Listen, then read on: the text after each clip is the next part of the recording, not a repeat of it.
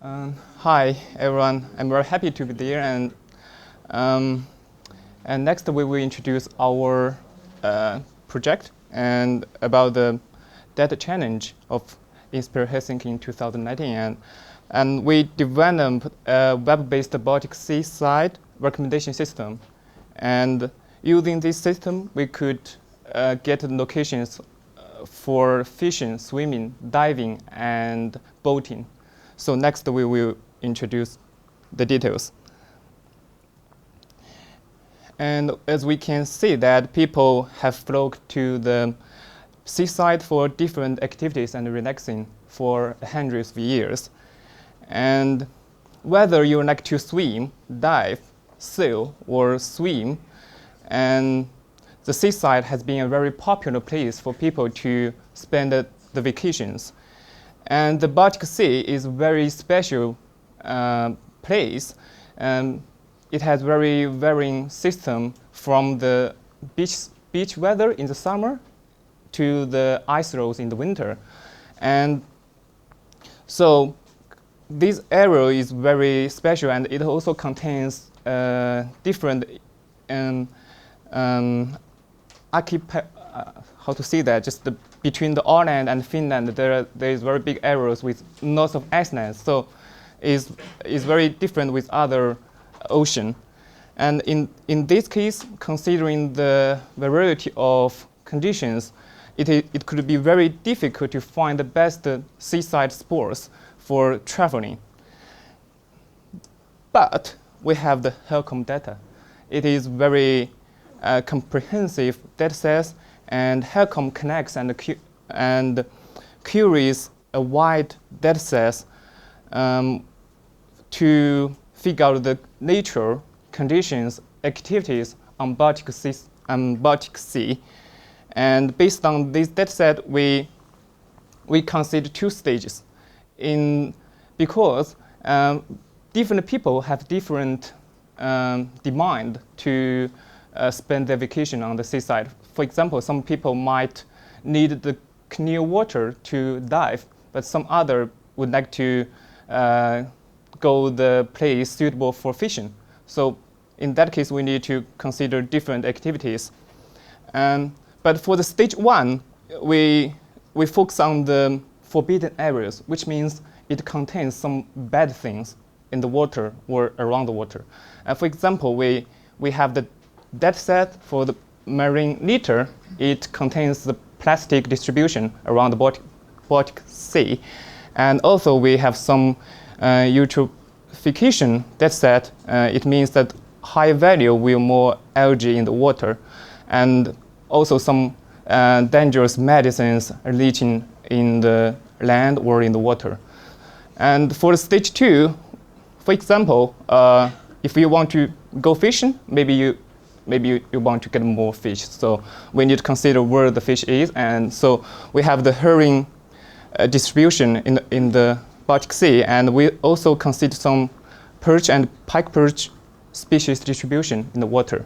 So, but among all the data sets, there is only one exception, just it is accessibility. We got the data from the Oxford, and it describes the traveling time from the urban area to all the areas. Because we think it makes sense that if people would like to go the nearest swimming pools rather than very, very far away, so I think we should consider this data set. And so we have this framework. It is not so complicated. So first, as I said, we consider the warning areas, which consist of the contaminated areas by litter, algae, and pollution and medicines. And these warning areas will be applied as a kind of high-level exclusion for the next processing. It means people are not suggested to go these areas. And in the stage two, we have 4 activities. Swimming area will mainly focus on the accessibility to reach this area, and also we have very good data set from HELCOM. It got all the bathing sites around Baltic Sea. I think it is also very good reference for swimming. And the fishing points are sorted out based on the spatial distribution of the fishes. And also, we have some kind of recreational fishing data. And I need to mention that the boating areas are very interesting because we try to avoid the high traffic density. I mean, maybe usually in this case we don't consider the big ship like the ferry. We only consider the small boats by normal people, and for the diving areas we think just the diving areas should have very clean water, and so we think it should be situated around the marine protected areas. And also, it will be better if we have very good benthic habitat with lots of marine species or vegetations and the water. So there's so many factors we consider in this framework. And first I will show some results. For example, the first picture shows the overview of the distribution of the pharmaceuticals. It means the medicine around the Baltic Sea. And I also can show some details around Helsinki. I think maybe around Helsinki, just some areas are contaminated by the medicine. And so it is very important to consider the different factors. And also for the eutrophications, it's not so popular, but it is a problem for the Baltic Sea, actually. And we usually face this problem to get rid of these kind of eutrophication effects. And it is overview of the distribution. And also when we zoom into the Helsinki, we could see, actually the area of the square means the value of the amount of the eutrophication. Previously it is only a point, but we try to visualize the results, we make it a square. And so you can see that how big it is and how big the area will be affected by these kind of hazards. And so it means the Baltic Sea still suffers from this kind of bad thing. So we need to think about it. And it will look like this usually. And we also consider the contamination. Actually, it's hard to say. It looks like just some other chemical stuff or metals. It also comes from our daily life. For example, if we just throw the waste water to the ocean, it will make this contamination for our Baltic Sea. But from the distribution, we can see the red arrow around is Oulu. It's Oulu. And it has very bad situation in this area. And when we zoom in this area, across the seaside, it is totally contaminated. I mean, from the that side, I mean, it has very high value of these kind of factors, this kind of factor. And so, okay. So next, we also consider the marine litter, and this kind of marine litter consists of the plastics distribution around the Baltic Sea. And when we zoom into, it is very difficult to see, but when we zoom in the Helsinki, we could see some islands because the litter is on the sea. So when they could go everywhere, but usually they will be stopped around the small islands. So it is very interesting. And the marine litter may affect human activities because it's especially for our health. And also, if we want to remove the litter, it also costs our money. And so, but the most important thing is that it will have the damage for the marine species when they digest the litter. And it looks like this. So after the stage 1, we could get the warning arrows, the whole warning arrows consider all the factors. I mean, you can see it is a contamination area around the Olo, and lots of forbidden areas around the Baltic Sea. But don't worry about that. We have the stage 2. In the stage 2, we try to find a good place to travel around. So, yeah. So next, Puzao will introduce the specific process for different factors. Okay. I will introduce some techniques I will introduce some technical parts for our platform and our project. And this image shows the swimming factors we use for finding the best swimming sites. Yeah, these factors are the accessibility to the sites. The image shows that here it can be easily to arrive to the swimming sites because it's close to the urban area, because the urban area has high population density, and it's more useful we can get there in 2 hours. It's easy to get there and have a swimming. Yeah, and bathing sites, it indicates that it has the high quality of water, and usually it has a high relevance with the swimming condition, because the swimming also required high quality of water. Yeah, so we use them to find the best swimming place. Here we consider these 2 factors, and also we use the results produced from the stage 1. And here we use the stage 1 to exclude the bad places. Yeah, and here we use the 2-hour threshold to filter the maybe you take too long time to go there. Maybe we just skip that and keep the easy accessibility areas. Yeah. Here, this map shows the sites we found for the good swimming. Yeah. Here, for fishing, we consider 4 different factors. The first 3 are about the fish, different species of fishes.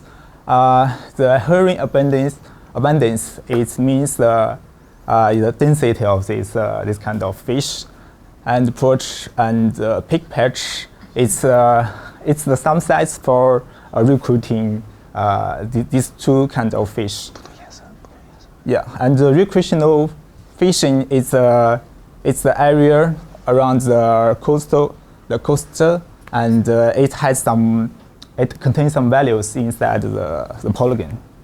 We use the threshold that 0.8 to filter them out, and you also use the exclude mask to get rid of the bad places and to recommend the fishing area.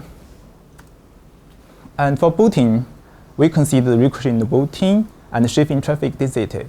Recreational boating, the data is acquired in 2018, and shipping traffic density is it means along this area, how many traffics happens there, and we just use if this area have a shipping traffic greater than 50, we will get rid of that. And we also use the exclude mask to get rid of the bad area.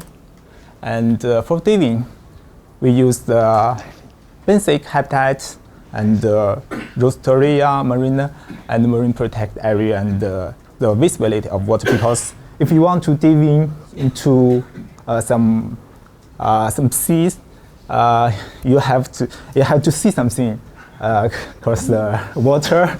You have to, otherwise, Otherwise, yeah, it's no useful for you. Yeah. So we consider these 4 factors. And here, yeah, the biodiversity, because you also want to see different kind of the Species. yeah of the species and the vegetation, the vegetations, yeah. And this is a kind of yeah, and visibility. We use the 0.6 to filter with the high nature value areas to keep them as our candidates. Yeah. Here we developed a web app. Here I will show. You can just can drag it. drag 我们先 drag 过去。你来介绍。Okay, I will go back to Xikun. Yeah. Okay. Yeah. It's fine. And next I will introduce our web development. So in this left side, okay, sorry, you didn't see anything. Here. You drag it to another screen. Drag the screen. Let me see. It's not in this side? Okay. No, it's coming. Yeah. Okay. So this web is based on the Google Earth Engine, and all the computation is on the Google server. So it will take our time. On the left side, we could see that we have 4 options: swimming, diving, boating, and fishing. And previously, we have already shown the results. Oh my God, it's very difficult to control the mouse on other screen. Yeah, okay. So we have already we just tested this web and it works well. So from the overview, we could see that we have 4 layers. Each layer means this different recommendation map. For example, if we want to check don't show the other layers. And then we could see good swimming pools. Let us zoom in this Helsinki. Okay, maybe we could show the satellite images there. And we could see some good swimming place around Helsinki. Yeah, and also if you want to see good fishing areas, it's kind of region, because fishing.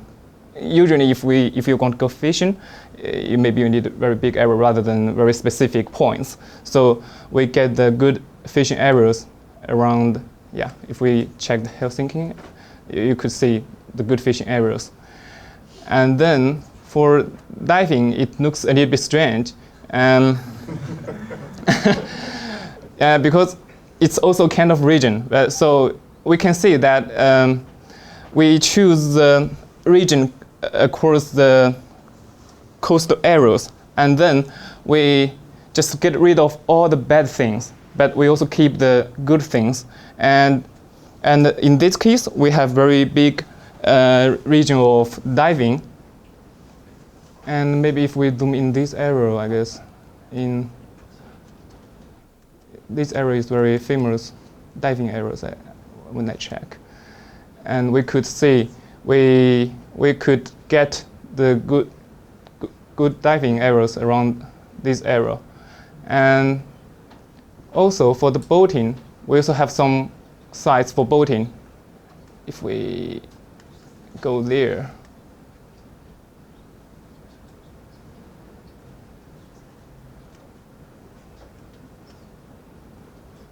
usually the boating sites are considering the ships, and it means usually we have some place to set our ships, and then it means that usually we have some areas, some kind of place to keep our ship safe. So if we zoom in the arrows, we could see clearly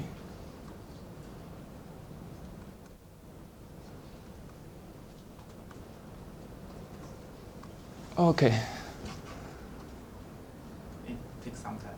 Yeah, it will take some time. And also, if you want to see, we also can check the place which contains the recommendation of boating and fishing together, or all of them, swimming, diving, boating, fishing. And but in that case, we will get just few points around it. For example, if we choose swimming, diving, boating, fishing together, maybe we only can get some errors there. I don't know why. Actually, we don't know why, only based on the algorithm. But finally, we could get some place like this, only 1 point around Helsinki if you want to, yeah, swimming, diving, boating, fishing together. But it's not normal, yeah? But anyway, we could get some points there. It seems good, yeah, it seems good. I mean, yeah, we could put our ship in this area and we could go swimming there. Or if you want to go fishing, maybe you could find some other place. But anyway, it works. We can get very good place. And also, if you choose only 2 options, you also can get, maybe you could get more points around. Yeah, it depends on you. But usually we focus on only one activity around the whole area. And then we also have another app.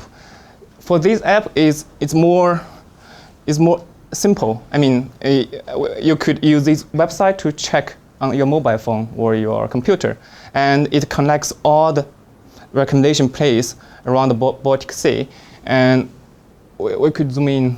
Oh, sorry. Now it is not a region. It's kind of point because it's more easy to visualize on Google Map, and so you could see that just it's very nice. If I choose this arrow, I don't know, but it should be very good arrow for.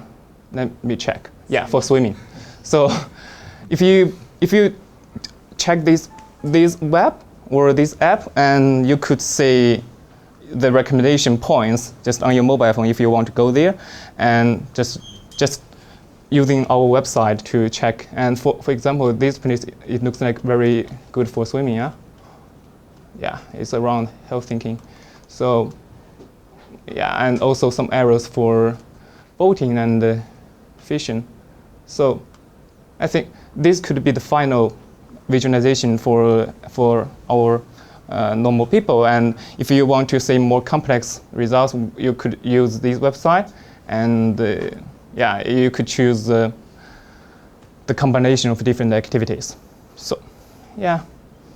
Oh, I'm not sure we have more. Okay.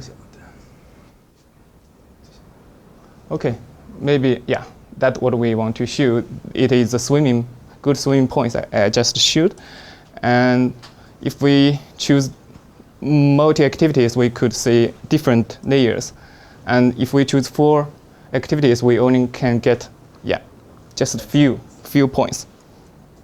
And is another recommendation map. You could scan the QR if you want. Yeah. Anyway, this presentation will be uploaded into the Inspire website. Yeah. So you can just go to check it. And also, I just showed the recommendation map around Helsinki. And so, about the discussion, when we do this project, we faced some challenges. Actually, it's a real challenge, and we have so many different data sources from Helcom, and also we have our own data. It has different geospatial formats. For example, the GeoTIFF and the shapefile, and we also have some geometry things, but with different polygons. I mean, the line, point, polygon, rectangle, something like that. So it's not easy to do some mathematical computation based on so many different formats. Yeah, if you are doing some spatial analysis, it's not easy to do that. So our solution is to upload all the dataset on Google Earth Engine, and using the algorithms on Google Earth Engine to convert the different formats into one standard, and especially in stage 1. Actually, in stage 1, we use the GeoTIFF, but for stage 2, we use the shapefile.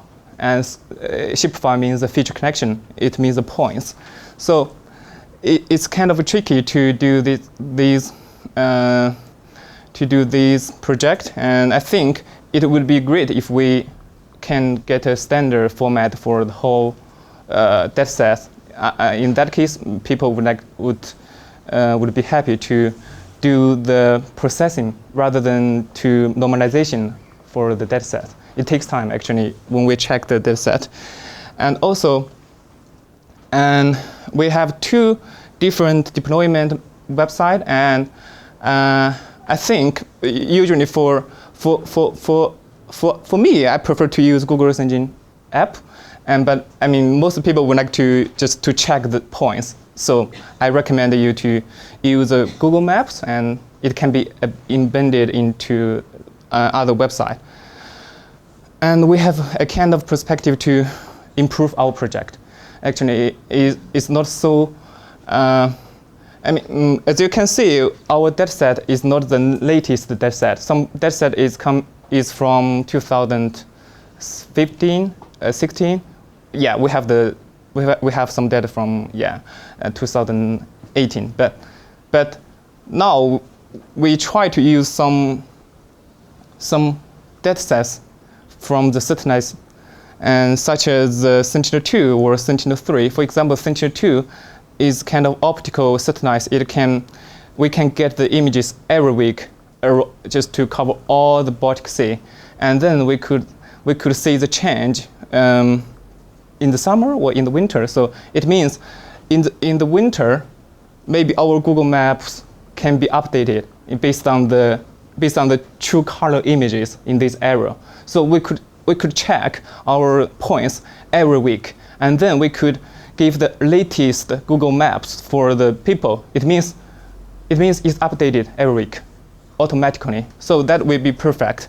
And also, if we use Sentinel-3, we could get the weather information and the environment information. For example, the temperature, the wind, the whether is snow, something like that. So for this satellite, we could get a real image. Using Sentinel-3, we could get the environmental impacts for the specific area. So, and the good thing is that the European space agencies provide all the datasets for free. So that's our future plan to improve our project.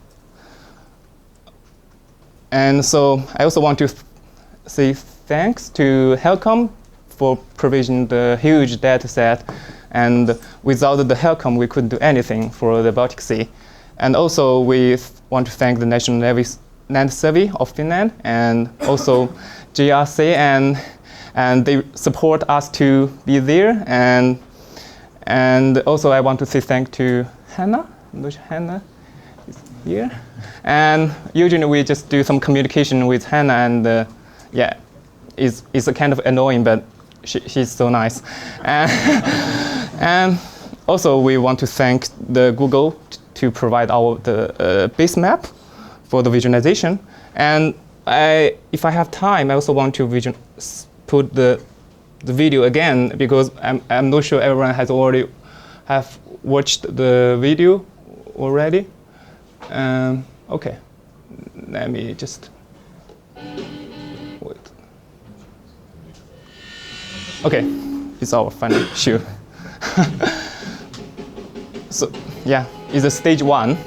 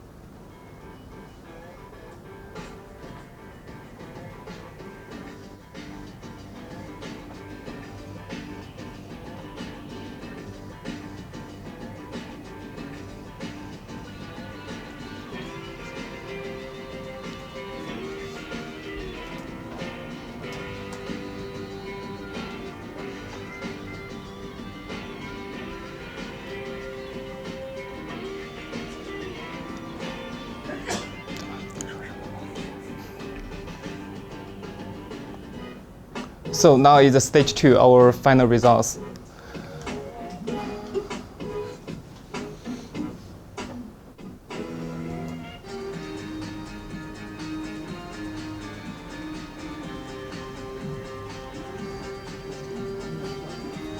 Yeah, it's around Malmö and Copenhagen. Just it's very famous place to go fishing.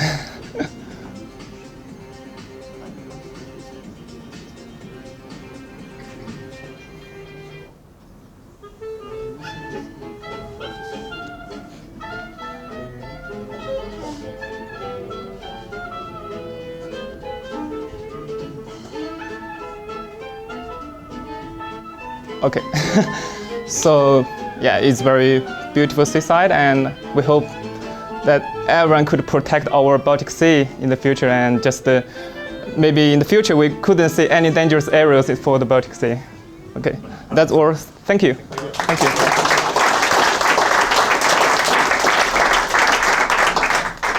Thank you. Any questions from the audience? I have to say I'm very impressed with the solution. I just want to know how much time did you spend on this? Yeah, it's hard to say. Actually, our our major is not kind of things to do the Baltic Sea. Actually, we are focusing on the forest fire detection using the satellite images. But for this project, we need to consider more impacts about the environment and conditions or activities. So, but we have our spare time to do that usually on the weekend, and so. Anyway, it takes time, and I think maybe 1 month just to do that, and it's a little bit busy just before the Inspire conference. Just the previous 1 week is very busy. Yeah. So. Were the stage 1 hazards only a filter, or was it scoring the final result? You mean the stage 1? Stage 1. Yeah, in the hazards. The hazards. Was it just a filter so that those areas were excluded completely?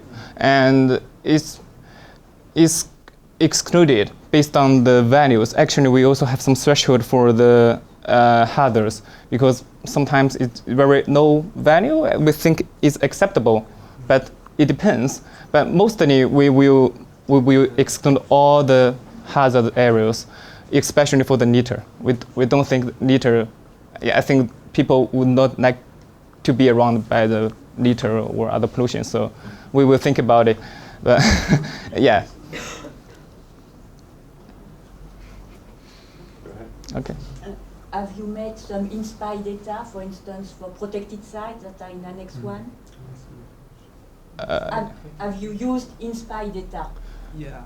The Helcom is. No, you have used the shape files that are provided in the Helcom map and data service, but they are not Inspire. They are they are the de facto standard shape file. Okay, because usually we will read the introduction on the website of the challenge, and it seems that the Helcom is highly recommended to consider these factors, for example, the nutrients and the swimming and the boating traffic. So, but I think we could try to use the Inspire data if it also contains the data set around the Baltic Sea.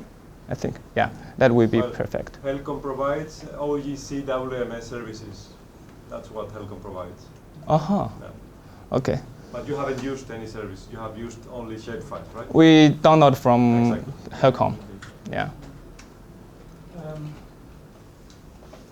Do you know if, probably it's a question also for Helcom, if it's the first time that Helcom data are used for leisure purposes? For this kind of In application? terms of bathing, fishing, not necessarily for scientific purposes? That's a good question. I have no idea. Yeah. The idea is to have, I think, an interesting opportunity to involve some citizen sciences perspective, to validate or to... Usually the data from Helcom is used mostly for research purposes, scientific. As I was guessing. So leisure, I don't know, but this is a good opportunity for people to know that it can be used also in another way. What kind of feedback are you getting from example? What kind of feedback?